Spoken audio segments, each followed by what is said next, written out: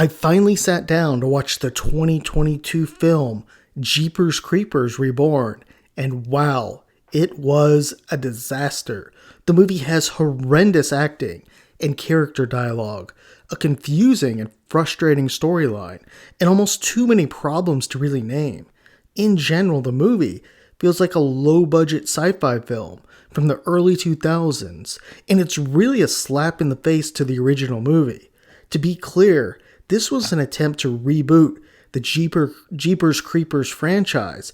Now, I went into this movie knowing almost nothing about it. Pretty early in the movie, though, I knew it was going to be a bad one.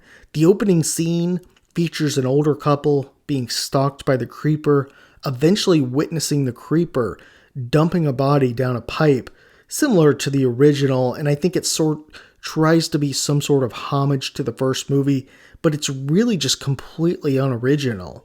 Now, shortly after this, we're introduced to our two main characters, Lane and Chase. In their first scene together, the two are driving toward a horror festival in Louisiana, and pretty much right from the get-go, the acting is just horrible. The two don't seem comfortable in the roles, and their acting range tends to be pretty limited, especially Chase.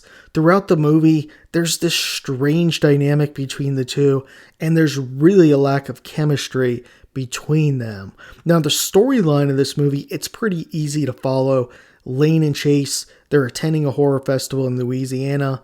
It's the same town where the fabled legend of the creeper resides, and Chase is really into cryptids, legends, and the supernatural, while Lane isn't really a believer. She's more of a skeptic. And the two stop at a gift shop, and there the attendant makes contact with Lane, touches her hand, and realizes that she's pregnant. Lane and Chase attend the horror festival. They win a contest, allowing them to attend some type of haunted house. Now, I'm not sure why they had to go that night. It seems a little odd that if you win a contest, you would go out in the middle of the sticks and leave a festival. But anyhow, once there, they soon come to realize that they were set up, and some of the townspeople and a cult are planning to sacrifice them to the creeper. So there's definitely quite a bit that goes wrong in this movie, and I want to come back to Lane and Chase. Specifically, Chase is planning to propose to Lane. Now, while Lane suspects she's pregnant, she hasn't said anything to Chase yet, and for some reason Chase, who's planning to propose at any time now, he begins flirting with Carrie, who's a woman on the television crew documenting their experience at this haunted house. And this is really just ridiculous. Any guy who's getting ready to propose, they're not going to be flirting right in front of the woman they're going to be proposing to. So an angered Lane, she storms off into the graveyard and is soon abducted by the creeper. Now, again, why was Chase flirting with Carrie? This makes absolutely no sense, but the writing is so bad in the movie, they can't seem to come up with any other way to isolate Lane in the graveyard and have her go off on her own. Now, once Chase catches up to Lane, he apologizes and proposes, and is he just a complete moron? What woman wants to be proposed to in a haunted graveyard? Now, I stated earlier, much of this movie just doesn't make sense. For example, the creeper in this movie is presented in a different way, really a slap to the first couple movies. The creeper gets in fistfights, so this is different than the prior films, where he was basically just presented as this badass killing machine, and your only option was to run from him. But in this movie, I mean, he's punching people, he's getting hit, and, getting into fistfights.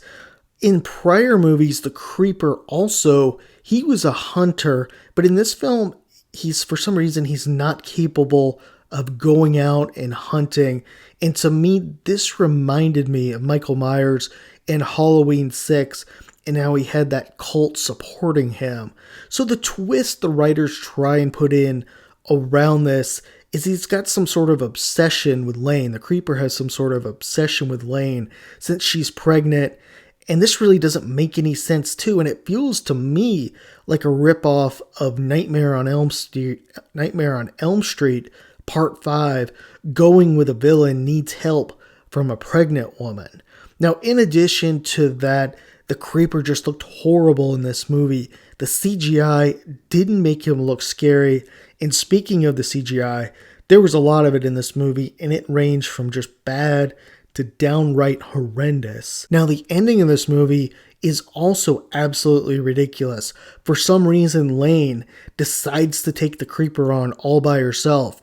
Meanwhile, Chase and Stu run up the stairs and get on the roof. Their plan is to ultimately throw this weather vane on the creeper. What if the weather vane can't be detached? Just think about how ridiculous this plan sounds for a second. The creeper could simply just abduct Lane again, like he did the first time. And somehow we're supposed to go along with this mentality that they're trapping the creeper. Now, as the creeper approaches Lane, she stabs it with the weapons it uses, those boomerang type things. And then, of course, since she's all of a sudden an expert on throwing his weapon, she throws it, hits him directly in his eyes, blinding him. And then meanwhile, Stu and Chase break off the weather vane and throw it down onto the wounded creeper. The writing here is absolutely horrific. This was the best they could do. After this scene, after the creeper's wounded or impaled by the weather vane, the crows come, they kill Stu, and somehow they eat or take the creeper. And in the final scene, we see Lane's eyes turned black, signifying something. However, we, the audience, really have no clue what this really means. This is the writer's attempt at some sort of clever twist at the end, but it really fails miserably.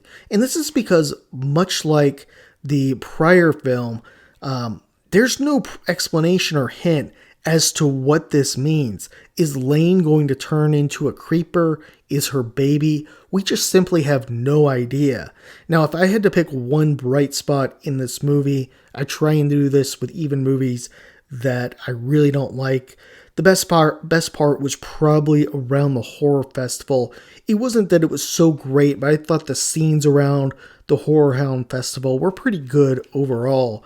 Unfortunately, though, the rest of the movie was just a hot mess, and this is really sad in a lot of ways. So one of the big things around this film, and this is more off-camera type stuff, behind the scenes, and this was around the original filmmaker, Victor Salvo.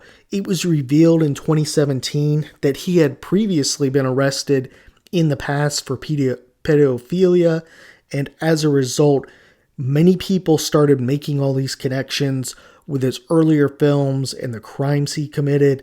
Now, I personally don't see a lot of these connections, but when the studio released the film, they tried to somehow distance themselves from Salvo, and I understand that. That definitely does make sense, but clearly the formula just doesn't work, as you know, he was so instrumental in the first 3 films. Now, some say they just need to end the franchise after what Salvo has done, and you know, if they keep releasing movies, Salvo's going to benefit financially. People will go back and watch the prior films.